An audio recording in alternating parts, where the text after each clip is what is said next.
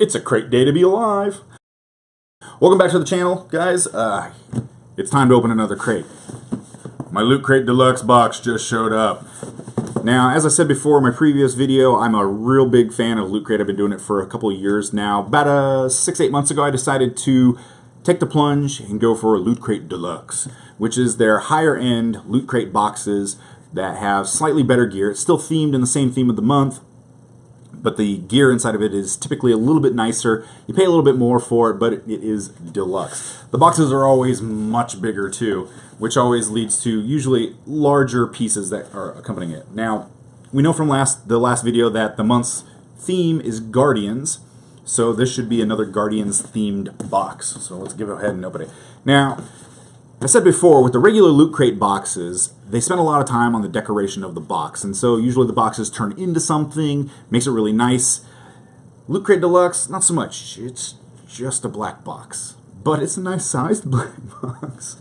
So I wish they would do something a little bit more deluxe-y with the Loot Crate Deluxe boxes, but I guess there's more demand for the regular Loot Crate as opposed to the deluxe one, so they spend all of their design ideas on that. But, you know, maybe down the line, we'll see. Alright, so let's see what is inside the Loot Crate Deluxe. Oh, alrighty, I'm already excited here. Okay, so I got like really nerdy and drooled a little. That's how excited I am here. Okay, so I got Q-Fig from the last one, this beautiful little rocket raccoon with Baby Groot. We all like the Baby Groot. So I can see here that I got another Q-Fig, and this time it is Star-Lord. So this will actually go really nice with the rocket raccoon. So let's open this bad boy up, kind of see what makes him tick. So, again, and the nice thing about the deluxe ones is they're always a little bit bigger, so the pieces are always slightly larger. So obviously they're more expensive figures that you get with them.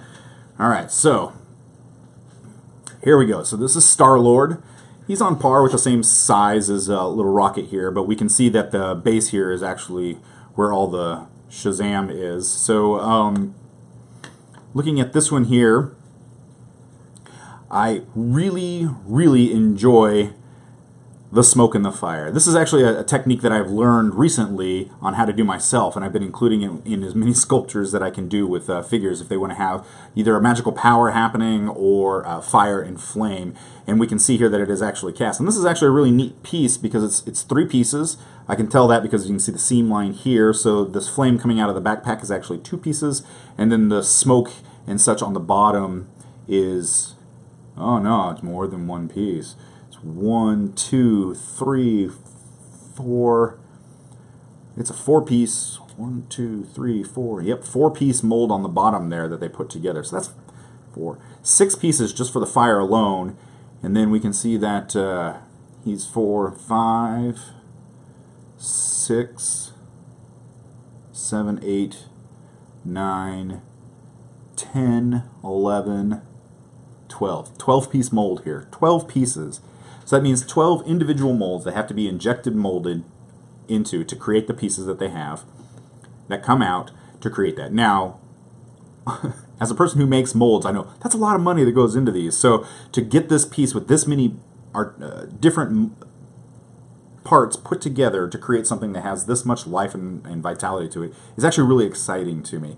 Back in the 90s, McFarlane came out with the first Spawn figures, and that was the first figures that had like really articulated hands, and that's really what kind of got me into collecting these kinds of figures and getting into the design aspect of it. Before, they were all the He-Man or G.I. Joe, just kind of single grip ones, and then they started getting into more and more articulate pieces because they could do more and more intricate molding. And so I've really had this fascination with how these things are put together.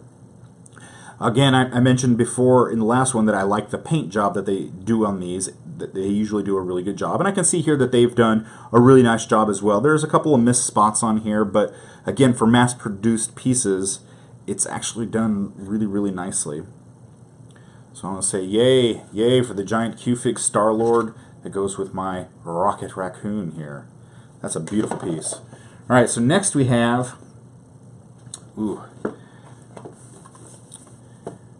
a DC Comics bombshell Wonder Woman. Now, if you look up in my wall over here in the corner, I have all of the smaller bombshells as well, and I have my studio bathroom is actually decorated out in comic books, and I have all the pennants, the bombshell pennants in there, as well as comic book covers and action figures, such from all the different comic books inside my bathroom. So I'm like really impressed with these. I can see that there are 2 more that I'm going to have to buy because I'm looking on the back here, and we can see that there's also a Catwoman and a Harley Quinn in the larger scale, so I'm going to have to get those as well because, well, you can't have one, you got to catch them all. So alright, so we're going to open this one up and take a look inside. Now these pieces here, like I said, I've got the other ones, the smaller ones, and they're really, again, really well made. They look great. Pardon the noise of the packaging, as they always seem to make a heck of a racket here. Alright, we'll open her up and see what we can do here. Alright. Put the packaging on the floor where it belongs. Alright. So here we have the metallic version. This is the metallic version, seemed to be something big on the box there. It says the metallic series. So we have Wonder Woman, the pinup version of Wonder Woman. The lasso here is actually separate. It's actually made of a flexible material, which is really nice because typically with this shiny kind of metallic that you get on here, it's done on a more rigid material because it's a foil that's applied after the plastic is injected, and that way it allows it to stay shiny and won't break. But then when you get something thin like this, it has a tendency to want to snap, and then you'll lose that part. So it's good to see that it's got a little bit of flexibility in case it does get bumped. You can see that there actually is the rigid parts here on the headband here, and that is what is foil covered. But that's actually a really nice face. I will say not as good as the Q-Figs as far as the painting goes. We can see that there's, like, on her eyeball, it may be hard to make out in the video there, but there it is. You can kind of see it in the white of the eye. There's actually a little fleck of black. It looks like somebody dropped the brush. And so the black that would be in the center of our eye, the pupil of our eye, is actually in 2 spots on that eyeball. But that's an easy fix for somebody who's got some paints lying around. Alright, we've got... It's pretty well made. The problem with these that you don't get when you're looking at these Q-Figs like this is that when you have bare skin like this, you've got to have mold lines. When you're making a mold, it's got to go around a round object. You can't have the mold go all the way around, because if it goes all the way around, it will, when you try to pull the part out, it's called mechanical lock, where you're not going to be able to get the round part out. And so they have to do a 2-part mold where it goes directly down the center. And you can kind of see here with Wonder Woman's legs on that side, it's really, really apparent on this side here that we've got these really harsh seams. Now, when the molds are used multiple times, like over and over and over again, you get the molds start to break down a little bit, and you'll get what's called flashing, thicker and thicker flashing. And that's where, when you're injecting the plastic inside of it, the plastic goes into where it needs to be, but then if there's a little bit of a gap, it kind of spills out the side, and you get this really thin layer around the outside, and that's the flashing. And the flashing usually needs to be removed, and it's removed by using a blade. And we can see that once the pieces come out and they're cleaning the flashing up, that they'll leave a scar, and that's usually called the seam line. And unfortunately, with this one, it's really apparent on her legs. But I mean, again, you're looking at it from the front. It's a nice piece, so it'll be a beautiful addition to the. And then here you can see right there. See that little hole? That's the injection port. So when you're making, when they're injecting this plastic, and it looks like it's just the hair, that's where the hot plastic got pumped in. And then when it comes out, there's going to be a little sprue. Okay, it's kind of like the flashing, but it's where the injection is. So it's a giant post that comes out of it, and it has to be a certain diameter, otherwise it can't pump the plastic in fast enough. And then they have to go in and cut it. Unfortunately, they put it in a really bad spot. I can see that's a 2-part mold there, because it's like dead center on her forehead, on the front of her head there, so it's really easy to see. And then because you're cutting it off, it actually discolors. The rest of the hair is a shinier color, and then you can see where there's a little a matte color there, and that's where that injection part was cut off of it. That's unfortunate, but all in all, still a really beautiful piece, and will go very nicely with my other ones that I've got there up there on the nerd wall. All right, what else do we have? We have another T-shirt. Okay. Ew. That feels sticky. Alright, so it looks like it's a Destiny themed shirt. Okay, so I like the color. I wear a lot of darker colors. I work with materials, so when I spill, I like to wear darker colors so that I don't ruin it. Alright, the material, the print here is, it feels like almost like a plastic, like a rubbery plastic, and I assume that's to give it a little bit of stretch. But I also know from experience that that stretch is eventually going to lead to cracking and peeling of the material. It's not a bad shirt, but it is a large. Again, I'm a large, and I always find discrepancies between Loot Crate shirts, their larges and other larges. So I actually have, I'm going to reach over here and grab my other shirt from the last Loot Crate, and we're going to do a quick comparison as to the size. Alright, so this is the Goonie shirt that I got in the regular Loot Crate this month. Alright, and I said before, I said it was a pretty large shirt. And then here we have the one from this month. And I'm going to put them together. We're just going to look at the simplest construction parts here. Alright, so this seam right here where your sleeve connects to your shirt, it's called the arm's eye. Okay, that's the little hole that they put there. Alright, and then this is your shoulder seam. Makes pretty self-explanatory there. Now if we look at these shirts, they're both the exact same size. We're putting the collars there centered. If we follow down the shoulder seam, look at that difference. We have almost an 1.5 inch difference between the shoulder seam and from the Goonie shirt to the Destiny shirt. Now I can trace that over to the other side.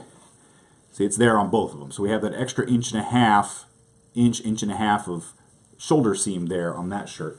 And then if we look at the bottom, well, they're about the same length. That's pretty good. But you can see a little how much wider that Goonie shirt is compared to this Destiny shirt. Now, I'll say that they're both still wearable. The thing is you're going to get a really tight fit with the Destiny shirt, whereas the Goonie shirt's going to be a little bit more flowy. Now, it depends on how you like your shirts. If you like to wear them skin tight, then the Destiny one's going to be for you. I like my shirts to be tighter, so I don't look like I'm huge, but at the same time, I need a shirt that's got a little bit of breathing room in it because I'm doing a lot of work, especially tight work, and I don't like a really tight shoulder on myself. So I think this one will actually end up being a little bit tight across the back while I'm wearing it. Now, it's still the soft, wonderful soft material that you get out of the t-shirts. As I said before, if you have the ability to make soft t-shirts, just make soft t-shirts. Nobody wants to wear an itchy, hard t-shirt. So, I don't know. I don't think it'll wear that well over time. I think 3 or 4 washes and this thing will start to fall apart. The design on it will start to fall apart. Plus, it's still sticky. It's that weird printed stickiness on it. Whereas the Goonie shirt that's behind it, it just kind of feels like it's part of the shirt. You don't get that weird, sticky, vinyl-y kind of feel that you do with the Destiny shirt here. So, all right, what else do we have here? We have the pin that came with it. We have the Loot Crate Deluxe pin. Aha! So, this actually is what the box on the other Loot Crate turns into. So that's actually a pretty nice pin. This one isn't printed. So this is one of the enamel pins. This is that I like, that they actually spend the time to inject the ink into it and then bake it again. So it's a double baked pin. And then looks like they do some printing on top of it to kind of give it some more of the detail that you have in there.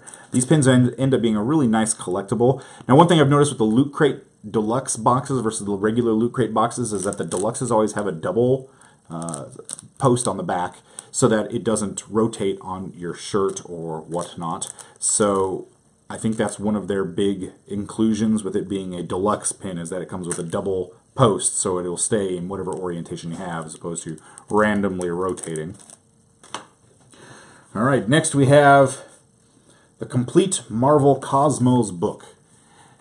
Now with the regular Loot Crate boxes, you don't so much as get reading material. If you do, it's usually a comic book. With the deluxes, I always seem to be getting really nice art books. And as an artist, I find those to be invaluable. One of the books that we got that my son really loves is the ridiculous bad guy book, Guide to Bad Guys, the most ridiculous ones that ever came out. And my son is really big into bad guys at the moment, so he keeps going through there and picking the ones that he's going to be today. So the plant, animal, mineral man is my son for the most part. Now this is apparently it's the Hidden Universe Travel Guide, the Complete Marvel Cosmos. And as we look in, it kind of tells you like about this is about the Shi'ar Empire, which is nice. Spartax, Half-World, Planet X. They are Groot. That's where Groot comes from. It's Planet X.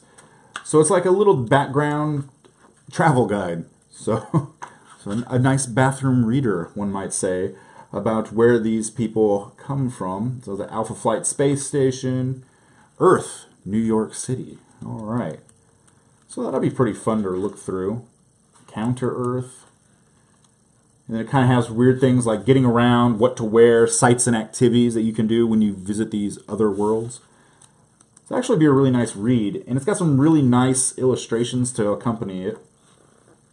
So we get some Svartalfheim, is that Svartalfheim? Svartalfheim. You know, Svartalfheim, Asgard, okay, Niflheim. So, very nice. Cancerverse. I like my comic books, but there are some things I don't even know about, so I'm curious to dive into this and find out more about it. So that's actually a really nice book. It's a nice art book. It's a soft cover, not my personal favorite, but I'll take a good art book over a not good art book or no art book at all any day. So there we go. And then last, we have the card. Now, with regular Loot Crate, they give out a booklet that gives a lot of information about it. With the deluxes, they always give you this rigid card. Kind of, it's got some nice card stock. It's glossy. It's very nice. So we have inside. It's simple. It's just straight to the point. Just tells you what it is. It feels more elite. It's you as a deluxe purchaser know your geek, and so you don't need a lot of explanation. You just need to know what it is that you're getting here. So it just gives a really basic breakdown of the pieces that are in here. It looks like only 6 pieces, including the pin, but that's enough because I would say the haul is actually really nice. So there we go. It's a nice card. And that's it. So we've got the Wonder Woman, the Star-Lord, the t-shirt, the book. All right, and then the pin. So all in all, I think that's a great deluxe box. I think the figures that came out of it are actually really, really nice. I'm excited about those. They're going to go in a place of pride up on the nerd wall. So and the book will give me something nice to read while I pine away the hours in my superhero-themed restroom. So there we go. All right. That's been another unboxing here on my channel. If you like what you see, please give me a like, or smash the like button, and subscribe to the channel if you can. I have a lot of other social media where you can follow me and my progress of the work that I do as an artist, and all that information can be found below. So until next time, and another unboxing, I'll see you later, and work smarter, not harder.